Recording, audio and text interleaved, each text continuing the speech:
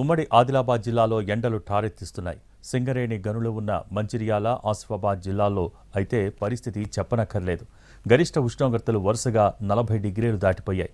సాగునీరు అందక పంటలు ఎండిపోతున్నాయి. బయటకు అడుగు పెట్టాలంటేనే జనం భయపడే పరిస్థితి వచ్చింది. దీనికి సంబంధించి మరిన్ని వివరాలు మా ప్రతినిధి సారంగపాణి అందిస్తారు.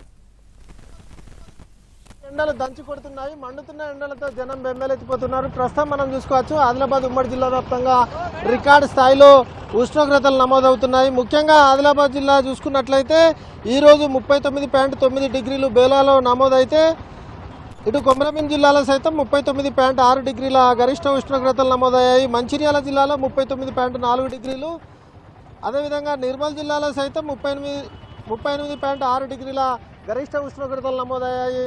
ఎండవేడిని తట్టుకోలేక చాలా మంది ఇబ్బంది పడుతున్నారు. ఆటో డ్రైవర్లు ఉన్నారు. ఏంటి అసలు ఎట్లా? ముగ్గురు ఎండలకు ఒక్కళ్ళు కూడా ఆగులు లేరు. పబ్లిక్ ఎండలకు నీడలు పడుతున్నారు. ఆగుడు లేదు. మాకు గిరాకులు సరిగ్గా అయితలేవు.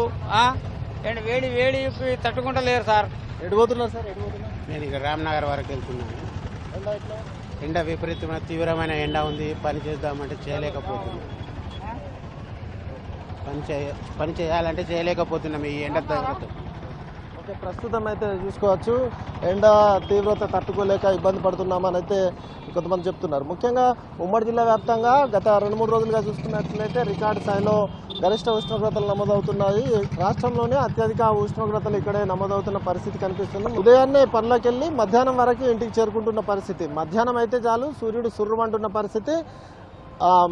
ఎండ తీవ్రత తట్టుకోలేక చాలామంది ఇబ్బంది పడుతూ ఆసుపత్రిలో పాలవుతున్న పరిస్థితికి సైతం కొన్ని చోట్ల ఎదురవుతుంది.